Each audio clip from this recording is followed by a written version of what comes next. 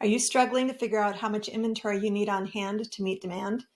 Hi, I'm Patti Scharf, CPA and partner at Acuity. Today we're going to be talking about forecasting inventory. Stick around to the end and I'm going to give you a handful of some of my top tips.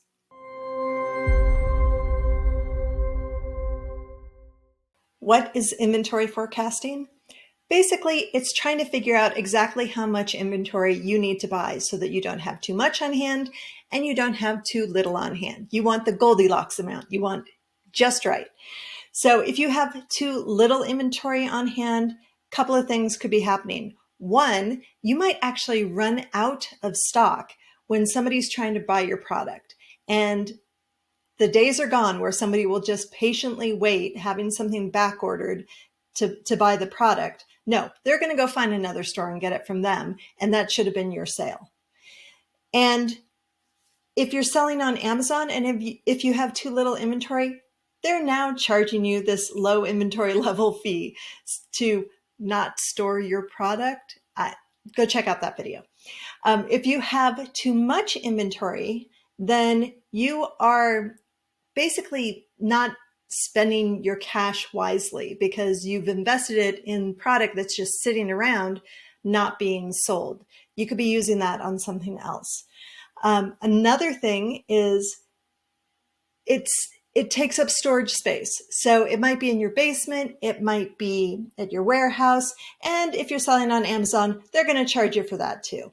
All right, as you start thinking about building your inventory forecast, you need to collect some data. You need to base your information not on just like throwing a dart against a wall, but having some kind of basis for comparison. So I'm assuming that you've already been selling for a while. Let's start with some of your demand impacts. Start with your sales forecast. I did a video on this last week, so hopefully you have forecasted your sales, you know what's coming up, but you need to pay particular attention to the sales forecast and the per SKU metrics. You need to know what it is you've been selling so you know what it is you need to buy. Hopefully that makes sense. The other thing you want to pay attention to are things like, are you planning to do a marketing campaign? If you're marketing a particular product, expect to sell more of that. Are you selling around the holidays? Do you have higher demand at those times? You're gonna need extra product to sell in those times as well. And you don't want to be basing, let's say on average, you're selling 1,000 units per month, but maybe that means you're selling 200 units 11 months out of the year, and 1,000 units, I didn't do the math, so, 1,000 units at the holidays. You don't want to only have a couple hundred units on hand when it comes time to start selling at Christmas. Next up are fulfillment impacts. So I did a video a couple weeks ago on e-commerce KPIs. Go check that out here, particularly around inventory turnover rate.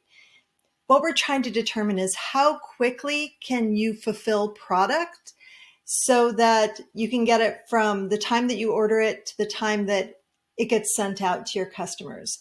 You need to make sure you have enough product during that whole time so that you sell the product and then just in time you get another shipment in that's ready to be sold.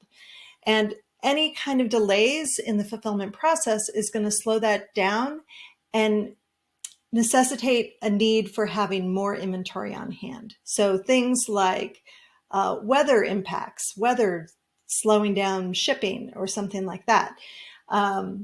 Supply chain issues, warehousing issues. If you have to repackage something after you get it from your supplier, but before it can be posted for sale.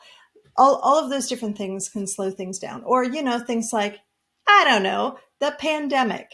All of that can impact you. So take that into consideration as you're building your plan. Let's talk about the tools that can help you build your forecast. So the first one that comes to mind is an inventory management system. If you don't know what an inventory management system is, go check out this video I did a few years ago. It'll kind of explain it. Most inventory management systems do not have forecasting per se, but They can help you with identifying reorder points and things like that. So if you're selling on multiple platforms, you can see your inventory levels changing, and it can help with that.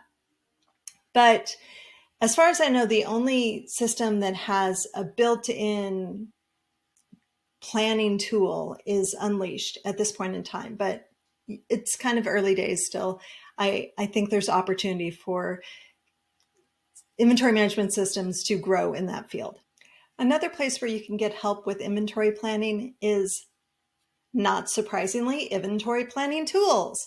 So if you want to check out something like inventory-planner.com or Inventoro, which was recently acquired by Sin7, those systems were actually set up for this purpose. Something else you can use are dashboards, and there are like a billion of them. So easyinsight.com is one that's getting some good press lately, but you can use Sift, you can use, there are a ton of them out there. So just do your due diligence and see which one you like. But when it comes down to it, you need to find out the one that works best for you. And most sellers I know, they actually just go back to spreadsheets. And it's because they're so customizable and easy to use. There's no learning curve. It'll do exactly what you want.